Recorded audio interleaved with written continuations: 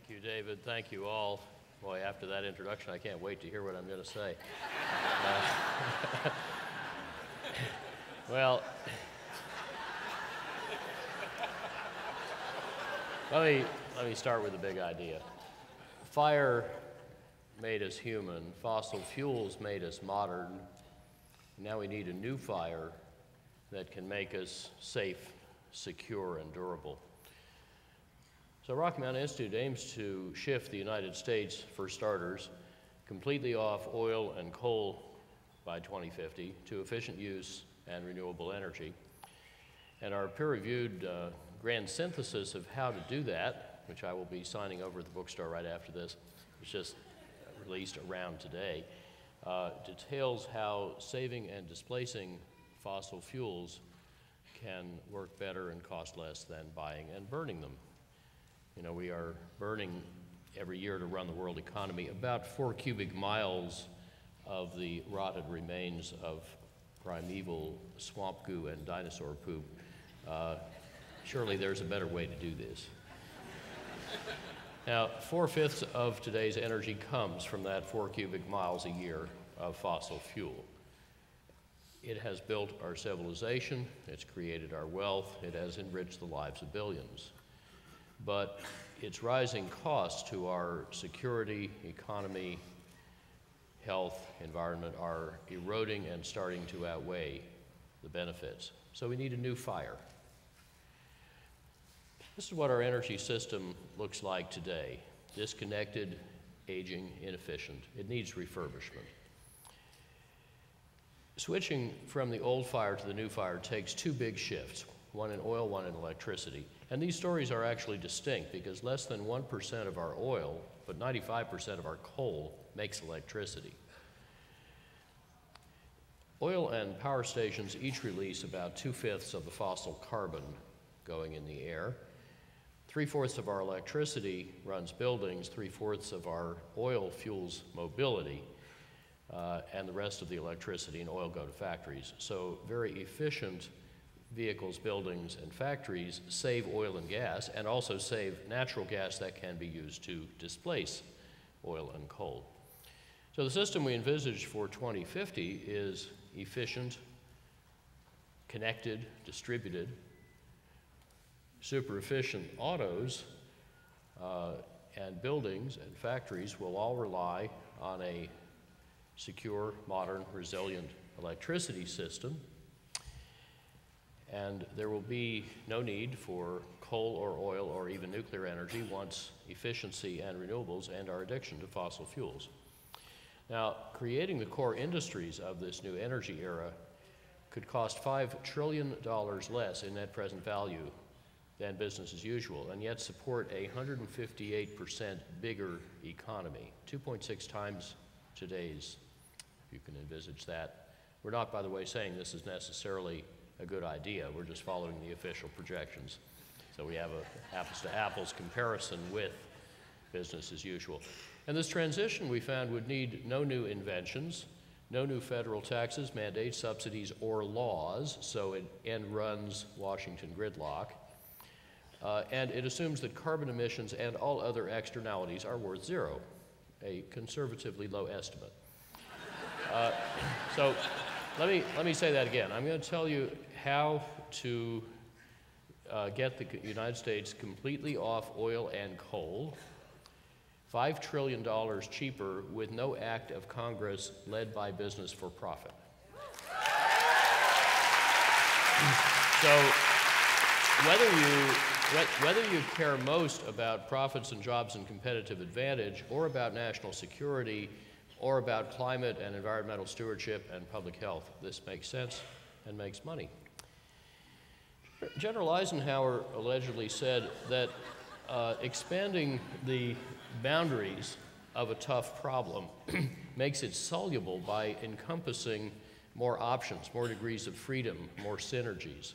So Reinventing Fire integrates all 4 energy-using sectors: transportation, buildings, industry, and electricity. And it integrates 4 kinds of innovation: not just technology and policy, but also design, the way technologies are combined, and business strategy, new competitive strategies, new business models.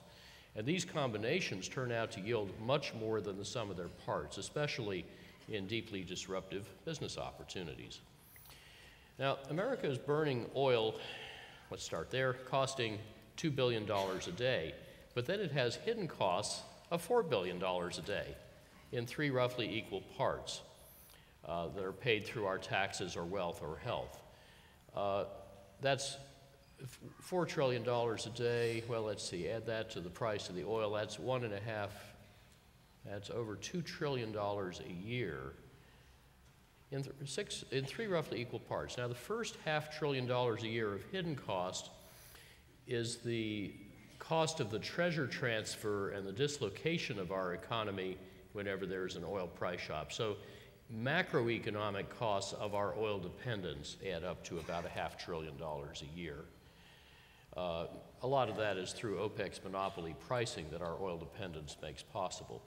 The second $500 billion a year is the market value of oil's price volatility. That's a cost and a risk to everybody that uses oil. Volatile oil prices whipsaw everybody in the economy, and indeed you can see that the oil price spikes in yellow precede every recession in red for the last 40 years. We also pay $500 billion a year, the third part, to sustain military forces whose primary mission is intervention in the Persian Gulf. We have, of course, other national interests in the Persian Gulf than just oil, but it's hard to believe we would have just invaded there twice if Kuwait and Iraq just grew broccoli. And this military cost of our oil dependence, not even counting, by the way, the corresponding military cost, the oil defense missions in every combatant command around the world, those add up to 10 times what we're paying for oil from the Persian Gulf, and they rival our total defense spending at the height of the Cold War.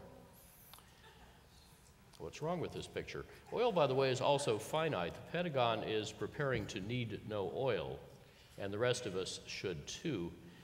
Even if oil were not costing us directly and indirectly a sixth of GDP, plus whatever it's worth for its damage to health, environment, security, national independence, national reputation. Remember, we're counting all these externalities at zero, just looking at market prices. Okay, so automobiles use 3/5 of our mobility fuel. How can we make autos oil-free? 2/3 of the energy needed to move a typical 2-ton steel auto is caused by its weight.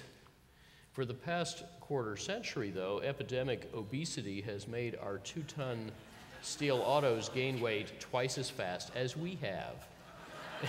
But ultralight, ultra-strong materials like carbon fiber composites can make dramatic weight savings snowball and can make autos simpler and cheaper to build. Lighter, more slippery autos also need less force to move them, so their propulsion system shrinks, and such vehicle fitness then makes electric autos affordable because their batteries or fuel cells get smaller and lighter and cheaper. Super efficient electric autos will ultimately match today's autos in sticker price, and they'll cost a great deal less to drive. Now, these innovations can transform automakers from wringing tiny savings out of Victorian steel stamping and engine technologies to the steeply falling costs of 3 mutually reinforcing technologies: the ultralight materials, the technologies for making them into structures, and the electric propulsion. So sales can grow and prices drop very quickly, but especially with a temporary fee-bate. That means a rebate for efficient new autos paid for by fees on inefficient ones. In the first 2 years, the biggest of 5 European fee-bate programs has tripled the speed of improving automotive efficiency. Now, the resulting shift to electric autos is going to be as game-changing as shifting from small refinements in electric typewriters to the Moore's Law-driven gains in computers. Computers and electronics, of course, are now our biggest industry, while typewriter makers have vanished. So vehicle fitness opens a new automotive competitive strategy that can double our oil savings over the next 40 years, and thereby make affordable the electrification that can save the rest of the oil. And leaders are going to beat laggards, just as Toyota's bold jump into hybrids 14 years ago is still challenging competitors to catch up, only faster because hybrid cars have only one learning curve, not three, reinforcing each other. America could, of course, lead this next automotive revolution. Currently, the leader is Germany. This year, Volkswagen announced 2013 production of this 230-mile-a-gallon carbon fiber plug-in hybrid. And BMW recently announced 2013 mass production of this carbon fiber electric car and confirmed that its carbon fiber is paid for by its needing fewer batteries. And their CEO said, "We do not intend to be a typewriter maker." Audi claimed it's going to beat both those companies by a year. Now, even faster and cheaper new manufacturing technologies like those we used 7 years ago, one of our spin-offs to make this carbon fiber test piece. You can tell it's really strong and stiff. Makes a good carbon cap. And we made this in less than 1 minute, so technologies that can do that, now offered by a growing number of companies, can scale to automotive speed and cost with aerospace performance and can save 4/5 of the capital needed for automaking because it radically simplifies the automaking process. Now, the same physics and the same business logic also apply to bigger vehicles. Walmart saved 60% of the fuel in its truck fleet, the biggest civilian fleet in the world, in the past 5 years. That included some logistical savings. But just the technological fuel saving can rise to 2/3, and together with double and triple efficiency or better airplanes that are coming at us, can save almost $1 trillion net present value.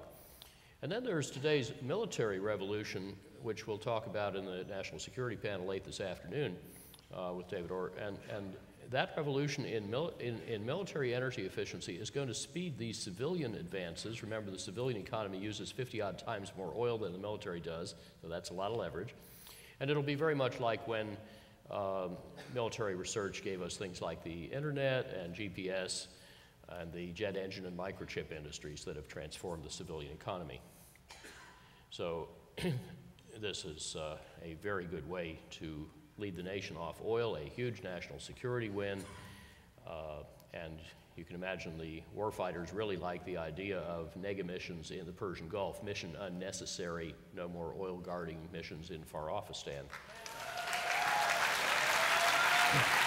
Now, as we design and build vehicles better, we can also use them smarter. This is a graph of the morning and evening rush hours, the degree of traffic congestion we suffer.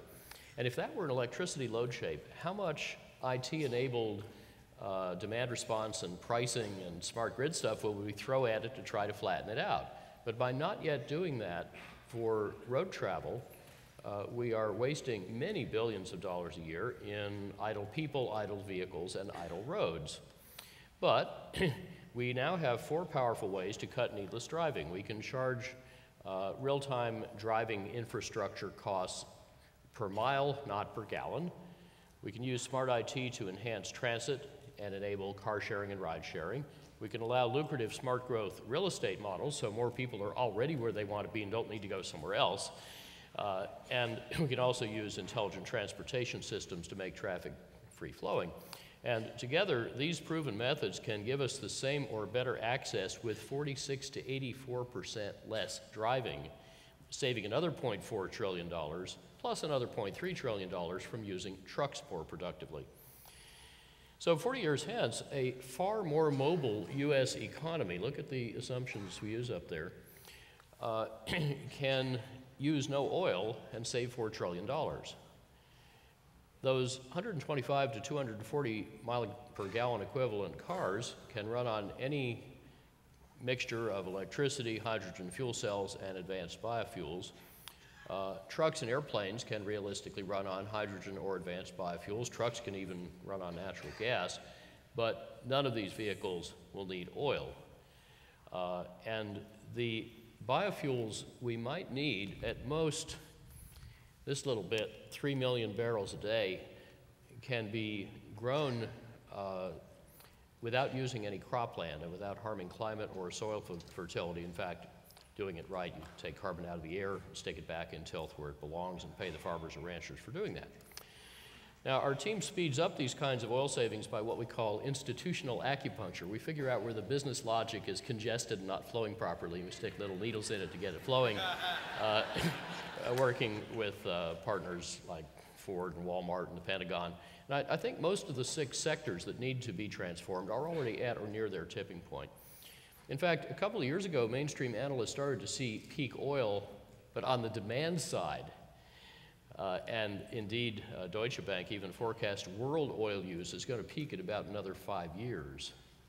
In short, oil is becoming uncompetitive even at low prices before it becomes unavailable even at high prices. But electrified autos don't need to burden the electricity system. Rather, when we have smart vehicles exchanging electricity and information through smart buildings with smart grids, that adds valuable storage and flexibility resources to the grid that make it a lot easier to integrate wind and solar power. So it's a lot easier to solve the auto and electricity problems together than separately. If you can't solve the problem, make it bigger. So electrified autos converge the oil story for the first time with our second big story, saving electricity and then making it differently.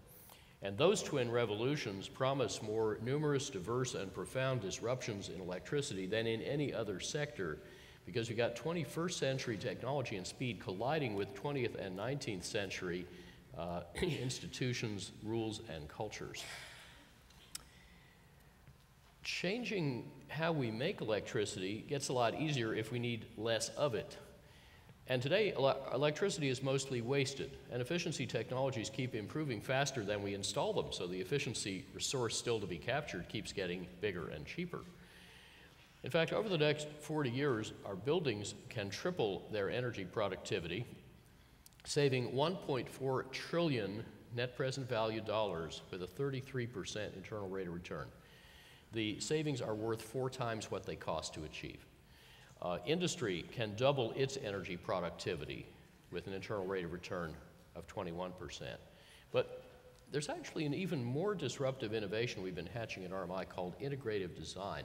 And that can often make very big energy savings even cheaper than small or no savings. So it can turn diminishing returns when you invest in efficiency into expanding returns. That's how our retrofit last year is saving over 2/5 of the energy in the Empire State Building. Remanufacturing its 6,500 windows on site into super windows that are almost perfect in letting in light without heat, plus better lights and office equipment and such, cut the peak cooling load by 1/3. And then renovating smaller chillers rather than adding bigger ones saved $17 million of capital costs, helping to pay for everything else and reducing the payback time to just 3 years. And if you renovate a typical, say, Chicago all glass and no windows office tower this way, you can save 3/4 of its energy at lower cost than the regular 20-year renovation that saves nothing. Now, the same approach can increase the $500 billion of conventional energy savings in industry. For example, 3/5 of the world's electricity runs motors, half of that runs pumps and fans, and we can save about half of all motor energy with about a 1-year payback by integrating 35 improvements. But even bigger, cheaper savings that are normally ignored can be captured first. For example, pumps, the biggest use of motors, move liquids through pipes. And a colleague of ours redesigned a typical pumping loop, this is a Dutch company, to use at least 86% less pumping energy and cost less to build, not by getting better pumps, often worthwhile, but by replacing long, thin, crooked pipes with fat, short, straight pipes. This is not rocket science, this is good Victorian engineering rediscovered.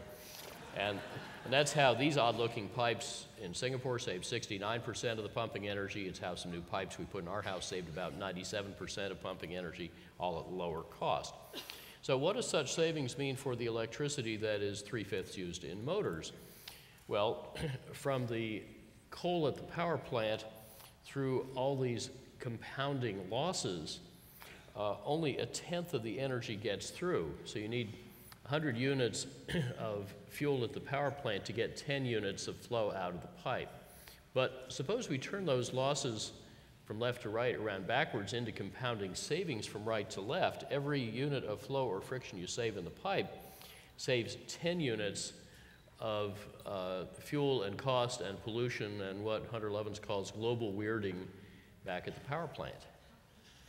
And also, as you go back upstream, every component gets smaller, so it gets cheaper. So you save the most capital.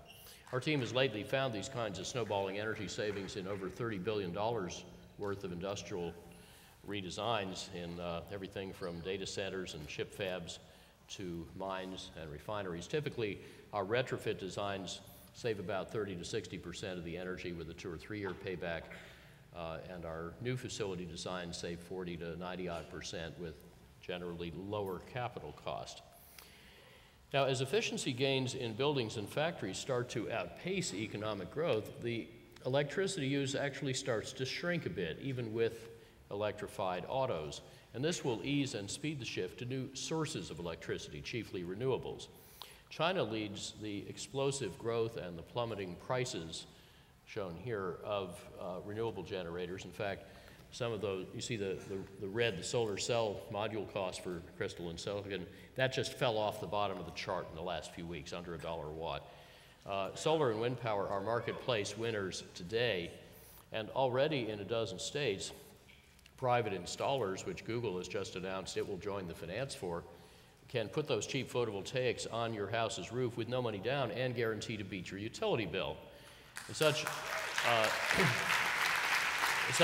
unregulated products can deliver you a virtual utility that bypasses power companies, just as cell phones bypassed wireline phone companies. Of course, this sort of thing gives utility executives the heebie-jeebies, and it gives venture capitalists sweet dreams.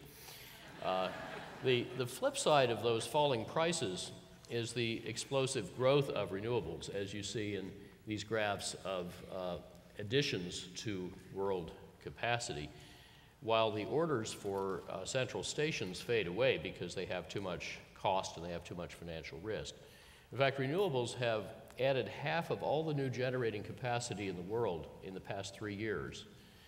And last year, just the renewables except big hydro got $151 billion of private investment. They surpassed installed global nuclear capacity by adding 60 billion watts, which coincidentally is the amount of solar cell manufacturing capacity that we're going to have by the end of December worldwide. 60 billion watts a year, and that number's been going up 65% a year for a decade. Now, power sources that get their economies from mass production, not from giant units, have already swapped their share of global generation with nuclear power. And in fact, in 2008, Micropower made 91% of the world's new electricity. Even before Fukushima, new US nuclear plants couldn't raise any private capital despite 100+% subsidies because they have no business case. But without them, I want to show you two a little more techie and detailed graphs. Without nuclear, how could we displace the nearly half our electricity that's made from coal, which I'll show as a magenta line. So the finish line we need to cross is 1 unit into that graph. So first come options that are cheaper than running an old coal plant. Using electricity nationwide as productively as the top 10 states actually did 6 years ago would save 65% of our coal-fired electricity. Even more could be profitably saved. And it's also now cheaper to run coal plants less and existing very efficient gas plants more, and that cost gap will widen, saving 35% of coal-fired electricity at a profit. So let's see, 35 plus 65, that's 100. So we can already eliminate the old coal-fired power plants cheaper than just running them. Well, next come options that are cheaper than new coal power. Wind power, now awaiting interconnection, could save 2/5 of the coal power. All the profitable wind power on available land could displace coal power 19 times over, plus other renewables we haven't even counted yet. And then there are some options that cost more today than a new coal plant, but they wouldn't by the time you could build one. Solar cells are like that. And, oh, and I haven't even counted a lot of cogeneration, by the way. Cogeneration in industry can save 2/3 of the coal power. But photovoltaics that would cost less than new coal by the time you could build it, if you put them on 3% of US structures, that would displace all our annual coal-fired electricity and use no land. So add all that up, and we have profitable non-nuclear ways to displace coal power more than 23 times, or coal plus nuclear 16 times. Once suffices. Now, we are often told that only those big coal and nuclear plants could keep the lights on because they are 24/7, while wind power and photovoltaics are variable and hence we're told unreliable. But actually, there isn't any such thing as a 24/7 generator. They all break. Coal and nuclear plants fail about 10 to 14% of the time, losing typically 1 billion watts in milliseconds, often for weeks or months, and often without warning. And grids are designed to, and do, routinely handle that kind of intermittence by backing up failed plants with working plants. And grids can, in exactly the same way, handle the forecastable variations in solar and wind power. In fact, our team's hourly simulations have shown that very large renewable fractions can deliver highly reliable power when they're forecasted and integrated and diversified by type and by location. So, for example, after efficiency makes the Texas summer loads smaller and less peaky, we can install, say, wind in green, solar power in yellow, and they will not exactly match the load. But flexible demand and smart charging and discharging of electrified autos can mesh all the moving parts, even with, in this case, 86% variable renewables, or even more if we use more of the demand response resource. And the other 14% or less, just the little aqua bits, can come from dispatchable renewables like geothermal, small hydro, solar thermal electric, even from, say, feedlot biogas burned at existing gas turbines. And some utilities already routinely integrate variable renewables in this way.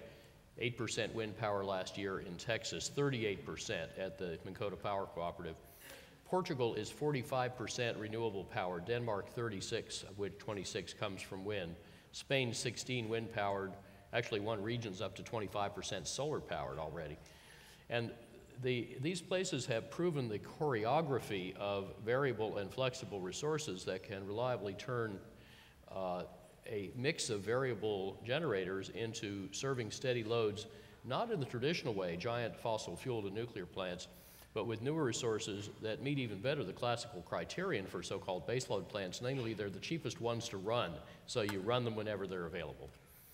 Now, Reinventing Fire explores 4 electricity futures that differ very little in net present valued cost, the red box at the upper right, over the next 40 years, $6 trillion to build and run the power system we need to rebuild anyway.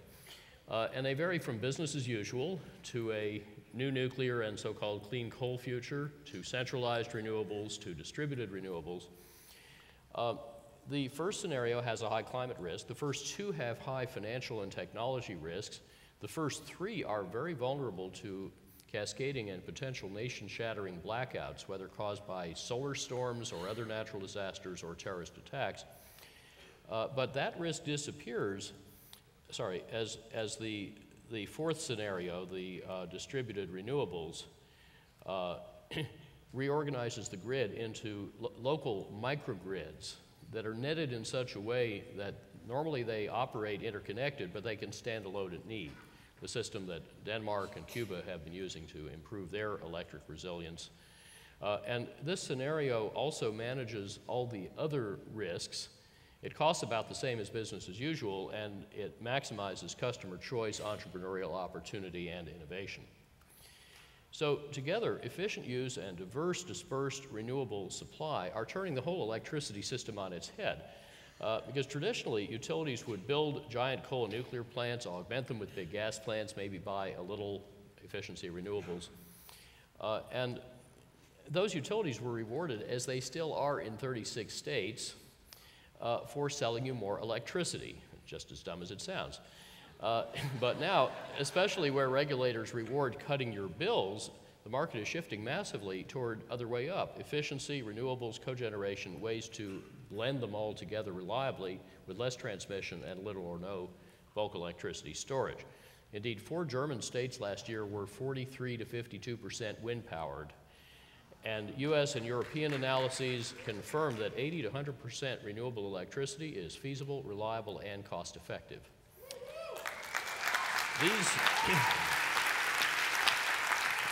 These best buys are also the most effective and quick solutions to climate change, nuclear proliferation, energy insecurity, energy poverty. So now combine the electricity and oil revolutions that I've sketched, and efficient buildings and factories, and efficiently using directly burned fuels, and you have the really big story, Reinventing Fire, where business enabled and sped by smart policies in mindful markets in coevolution with civil society can lead the United States completely off oil and coal by 2050, saving $5 trillion, much risk and insecurity, and by the way, 82 to 86% of the fossil carbon emissions. So our energy future is not fate, but choice, and that choice is very flexible. In 1976, in the Foreign Affairs article David mentioned, government and industry all insisted that the energy needed to make $1 of GDP could never go down. And I said, well, actually, it could go down several-fold. That was pretty heretical, but here's what actually happened. It's dropped by half so far, with a lot more to come. And to solve the energy problem, we just needed to enlarge it. And the results may at first seem incredible, but as Marshall McLuhan said, only puny secrets need protection. Big discoveries are protected by public incredulity. Rocky Mountain Institute's implementation initiatives are helping smart companies do these things faster. Of course, there is still a lot of old thinking out there. Orman Morris Strong said not all the fossils are in the fuel. But DuPont's former chairman, Edgar Woolard, reminded us that firms hampered by old thinking won't be a problem because they simply won't be around long term. Now, what I've described is not simply a once-in-a-civilization business opportunity, the biggest infrastructure shift ever. It is also one of the most profound transformations in the history of our species. Humans are inventing a new fire, not dug from below, but flowing from above. Not scarce, but bountiful. Not local, but everywhere. Not transient, but permanent. Not costly, but free. But for a little biofuel grown in ways that sustain and endure, this new fire is flameless. Used efficiently, it can do our work without working our undoing. So please consider how we can together help make the world fairer, richer, cooler, and safer by reinventing fire. Thank you.